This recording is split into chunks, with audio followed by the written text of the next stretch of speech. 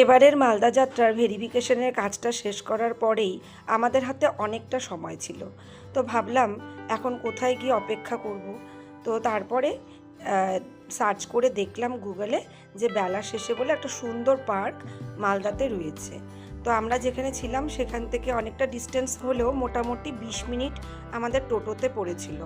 তো ওই টোটোতে করেই আমরা তারপরে এই পার্কে চলে গেলাম আর টিকিট কেটে দেখো ভিতরে ঢুকে গেছি। কিন্তু মালদার গরমটা অতিরিক্ত গরম।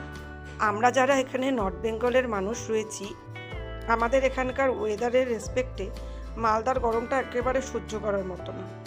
ভীষণ তেজ লাগছিল আর এত ভারী ভরকম জামা কাপড় পরে আর কি খুব কষ্টও হচ্ছিল। কিন্তু মাঝে মাঝেই এই সৌন্দর্যের মাঝখানে হারিয়ে যাচ্ছিলাম। এই পার্কটা কিন্তু ভীষণ সুন্দর ছিল।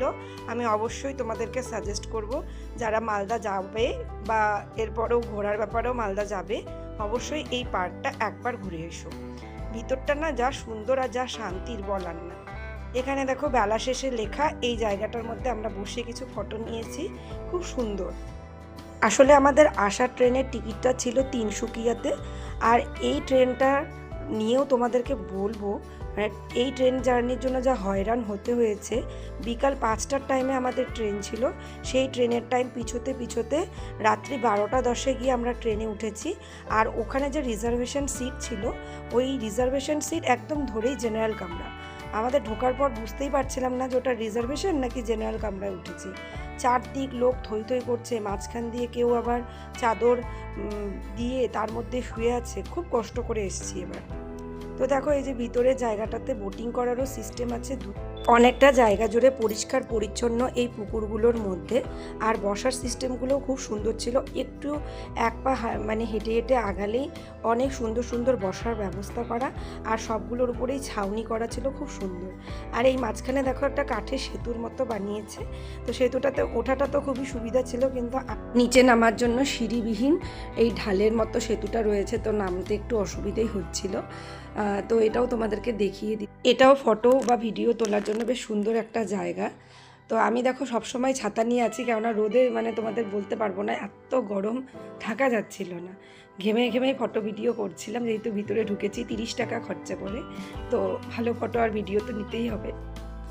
এই পার্কটার ভিতরে কিন্তু খুব সুন্দর সুন্দর ফুলের বাগান রয়েছে, আর সারি সারি ফুলের গাছও রয়েছে। তো আমি এখান থেকে একটা ফুল নিয়ে মাথায় গুঁজেছি, বেশ ভালো লাগছিল রাস্তাটা। আর এই রাস্তার মধ্যে দেখো ভিডিওগুলো এমনি কিন্তু কতটা সুন্দর লাগছে।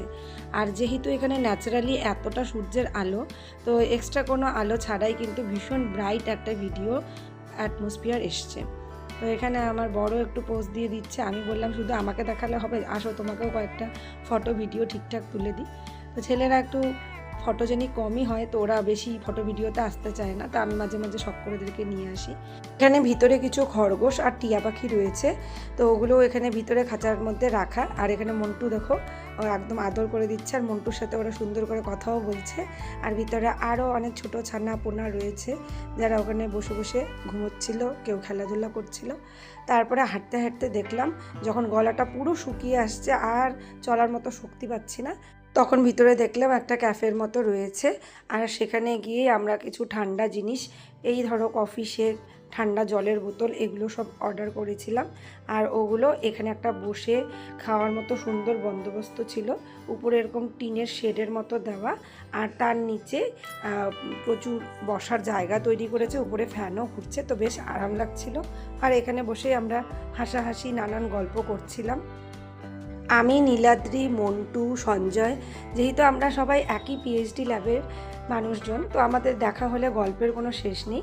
আর মন্টুর বাবা অর্থাৎ কাকু আমাদের খুব ভালো এখন পার্টনার হয়ে গেছে, সব জায়গায় একসাথে যেতে যেতে। তো আমাদের সবাই মিলে বসলে গল্প আর আড্ডাটা বেশ ভালোই হয়।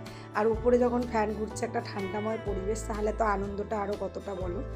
তো এখানে দেখো একটা সুন্দর কিন্তু শিশু উদ্যানের মতো রয়েছে, বাচ্চাদের এখানে খেলার মতো বেশ সুন্দর সুন্দর জায়গা রয়েছে। এই জিনিসটা আমার বেশ সুন্দর লেগেছে।